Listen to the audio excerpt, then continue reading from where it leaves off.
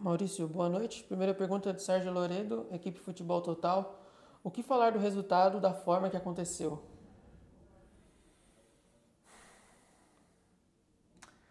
Eu acho que a gente, dentro de todas as circunstâncias, fez um grande jogo e eu não posso reprovar os meninos. A gente começou com um time com média de idade de 22,4, terminou com um time com 21,8 de idade. A gente promoveu a estreia de um menino de 18 anos, que é o Luciano, que por sinal entrou bem no jogo. Eu acho que a gente lutou, a gente se dedicou. Eu acho que pelo volume do que o Ceará gerou, principalmente no segundo tempo, eu nem vejo o resultado como injusto, embora eu discorde de algumas coisas que aconteceram durante o jogo, especialmente no final. Mas eu acho, como eu disse anteriormente, eu não posso reprovar em nada os jogadores, porque eles lutaram, se dedicaram, enfrentaram as dificuldades e as adversidades, e a gente tentou ao máximo buscar a vitória. Em dois lances em que a bola desviou, infelizmente ela acabou entrando e a gente sai com um empate. Ainda do Sérgio Loredo. O que você foi falar com o árbitro após o jogo? Você entendeu justo os 8 minutos de acréscimo? Não entendi, porque eu ouvi o quarto árbitro falando que ia dar 7, eu ouvi o assistente dizendo que ia dar 7. No meu entendimento, e foi o último lance em que a bola ficou parada, que foi quando o Cleiton estava no chão. Eles deveriam ter dado 7 minutos. Assim como eu acho que quando o Gabriel Novaes arranca com a bola, o jogador do Ceará tenta acertar ele sem bola para matar o lance. Por mais que ele tenha dado vantagem, depois ele teria que parar o jogo para dar o cartão, o amarelo ou o vermelho. E ele não fez isso. Mas enfim, não estou dizendo que isso é justificativa para o resultado, mas eu acho que foram decisões ruins. Outra coisa que me preocupa é que a gente esteve perdendo poucas vezes nesse campeonato, mas em nenhum momento a gente teve 8 minutos de acréscimo. E aí quando a gente vai jogar contra o Corinthians é 8 minutos, contra o Ceará é 8 minutos. Quando a gente jogou aqui em Fortaleza contra o Fortaleza, nós estávamos perdendo de 1 a 0, não nos foi dado 8 minutos. Então eu não entendo os critérios. Eu acho que se o jogo foi parado em alguns momentos, houve as trocas de substituição, no máximo 5, 6 estava mais do que de bom tamanho. Eu não entendi o critério e não concordo com ele. Maurício, agora o Eberson da 102. Barbieri, mesmo com tantos desfalques, o Braga apresentou um bom futebol. Qual a sua avaliação da partida e se o entendimento do elenco do Braga ao modelo do jogo facilita a busca dos resultados? Sim, eu acho que facilita, a gente procura inserir todo mundo dentro do modelo, fazer com que todo mundo consiga ter o mais próximo possível de entendimento da função que vai exercer em campo. Apesar de que hoje foi necessário a gente fazer algumas improvisações, precisei colocar o Everson numa posição um pouco mais adiantada, que não é a função dele de lateral, o Cristiano a mesma coisa pela direita. Precisei colocar o Gabriel um pouquinho mais por dentro junto com o Alejandro. Eles entenderam bem, tentaram cumprir bem dentro do que foi possível. Eu acho que as pessoas têm dito pouco isso e eu gostaria que isso tivesse em conta o que esse grupo de jogadores vem fazendo, com essa média de idade, enfim, promovendo os jovens, ninguém fez no Campeonato Brasileiro. Talvez eu só me lembre dos meninos da Vila, mas vejam bem, a gente está falando do nível dos jogadores dos meninos da Vila. Eu não me lembro de outra equipe com um plantel tão jovem que consiga competir, que consiga, enfim, fazer frente aos adversários, seja qual for a circunstância. Então eu só posso dar o parabéns pela entrega e pelo rendimento dos jogadores. O resultado deixou todos nós frustrados, é verdade, mas o caminho é esse. O caminho é competir, é lutar, é se entregar, é vestir e honrar o escudo do clube como eles têm feito. O Diego, também da 102, pergunta: queria que você comentasse sobre a escalação de Hurtado, que recém chegou da seleção venezuelana, ao invés do Gabriel Novaes e do Alejandro. Quais foram os fatores levados em consideração para a escolha entre os 11 iniciais? O Gabriel e o Alejandro não estão na melhor condição física e ritmo de jogo, tanto é que o Gabriel havia entrado na última partida e tinha sentido o ritmo. O Hurtado foi para a seleção num bom momento, antes dele fazer o gol contra o Corinthians. E existem uma série de critérios, os critérios são meus e eles sempre são muito bem pensados, muito bem planejados para que a equipe entre da melhor maneira possível, para que a gente faça as melhores escolhas sempre. Fora o Arthur e Ítalo com Covid, você também pede por suspensão o Jadson e o Gabriel Novaes para a próxima partida. Em pouco tempo, o que você pretende trabalhar com o elenco para o duelo contra o Inter com todas essas ausências? Vamos trabalhar, vamos estudar o adversário, vamos ajustar da mesma maneira que a gente fez vir aqui para o Ceará. Voltando ainda na questão da arbitragem, a gente, além de ser prejudicado durante o jogo contra o Atlético Goianiense, não pôde contar com o Ramires por um erro da arbitragem. Mas, enfim, As coisas fazem parte do campeonato, a gente não tem o hábito de lamentar, eu só quero que fique registrado, não quero jogar nenhum resultado em função disso. Vamos olhar para frente, vamos trabalhar e procurar fazer o melhor jogo contra o Inter. Ainda na 102, o Eberson Barbieri, não sei se você teve acesso ao vídeo e ao áudio, mas essa semana o comentarista da Rádio Grenal, Luiz Carlos Resch, falou que você disse não ao Grêmio, não a uma proposta do time gaúcho e fez até uma colocação com quem era Barbieri para dizer não ao Grêmio. Você recebeu a proposta do time gaúcho essa semana? E sobre a questão do seu nome ser vinculado a determinados clubes, como você tem lidado com isso? O que eu tenho a dizer é que esse cidadão é um péssimo profissional, porque eu não falei absolutamente com ninguém da equipe do Grêmio, não troquei nenhuma palavra, embora eu tenha pessoas conhecidas na comissão técnica lá. Não, volto a dizer, não troquei absolutamente nenhuma palavra, então o que esse cidadão veiculou é a mais absoluta mentira e, além disso, ele fez julgamentos sobre a minha pessoa em cima de um fato que é completamente inverídico. Infelizmente, em todas as áreas existem os péssimos profissionais como esse cidadão. Eu gostaria que ele se retratasse, porque eu estou aqui reafirmando, não fui procurado por ninguém ligado ao Grêmio, não troquei nenhuma palavra com nenhuma pessoa vinculada a esse clube. Estou feliz, satisfeito e focado no Bragantino.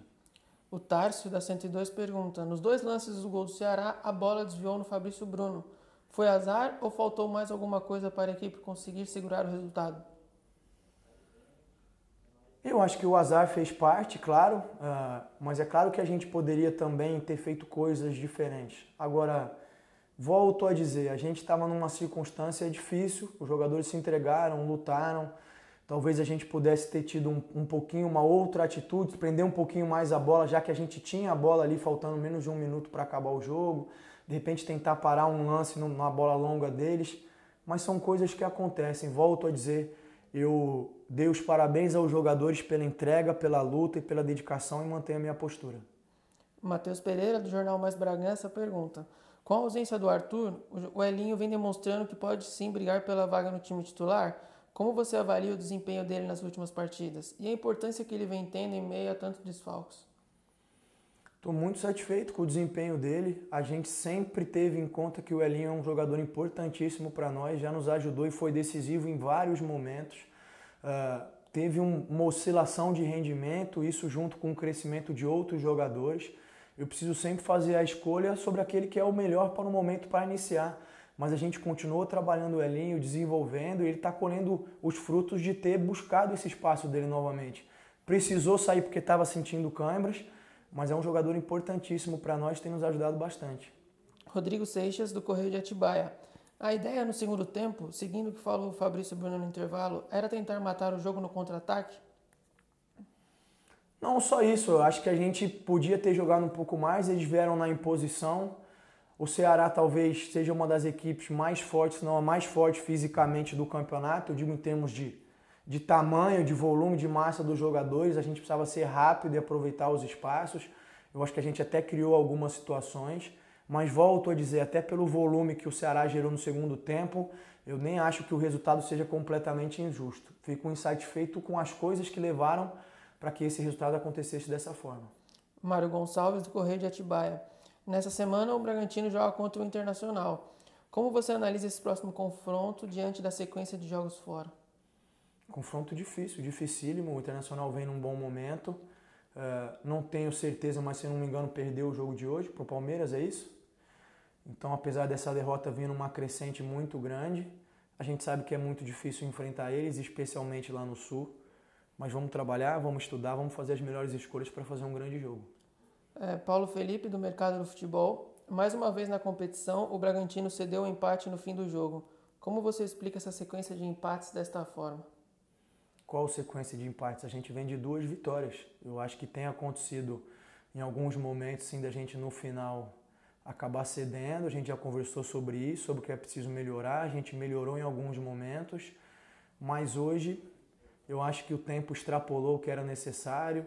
É o preço de se jogar muitas vezes com uma equipe jovem, são essas oscilações, talvez algumas decisões poderiam ter sido um pouquinho mais maduras, mas eu não reprovo os jogadores de maneira nenhuma.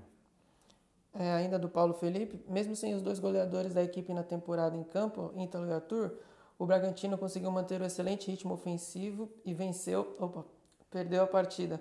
Empatou. Gostaria que falasse da atuação dos atacantes que souberam suprir muito bem o papel deles lá na frente. Gostei, achei que eles entraram bem, achei que o Jean sentiu um pouco o ritmo, até por ter estado muito tempo com a seleção, mas quase não ter jogado. Acho que o Coelho e o Elinho vêm numa sequência, até onde eles conseguiram suportar, fizeram um bom jogo. Acho que a gente está no caminho certo. Angelito Neto, da TV Band Campinas. Sempre no final das partidas em que o Bragantino vem vencendo por 2-0 e sempre nos acréscimos sofre o empate. Isso reflete a falta de atenção da zaga para segurar a vitória? Não, a premissa não é verdadeira, não é sempre. A gente ganhou do Palmeiras por 4-2 e não sofreu empate. A gente ganhou do Atlético Goianiense com um homem a menos por 1-0 e não sofreu empate. Eu acho que isso tem acontecido mais vezes do que nós gostaríamos, mas não é verdade que isso sempre acontece. Ainda o Angelito, o que aconteceu no final para que você, Barbieri e os jogadores do Bragantino ficassem irritados? Só para que possamos entender as imagens que foram mostradas. Eu expliquei, eu acho que foi excessivo o tempo dado de acréscimo. Eu ouvi o quarto árbitro dizendo que seriam 7 minutos, ouvi o assistente dizendo que seriam 7 minutos, no momento em que o Cleiton estava no chão e que foi a última parada que teve no jogo. Depois disso o jogo não parou. Então, no meu entendimento, eram 7 minutos.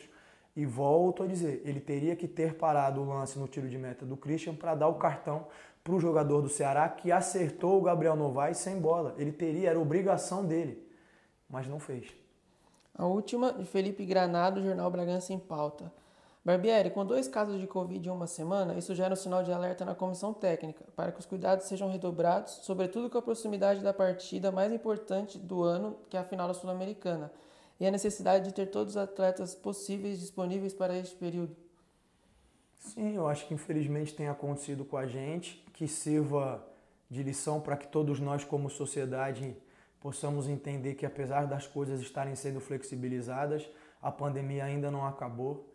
Na minha opinião, infelizmente, a gente ainda tem um número grande de pessoas que têm vindo a vir a óbito diariamente e mensalmente. É uma tristeza. Nesse momento que a gente gostaria e espera que o Arthur e o Ítalo possam se recuperar o mais pronto possível, com saúde, com condição, e possam, assim que possível, dentro das normas de segurança e saúde, possam voltar a nos ajudar.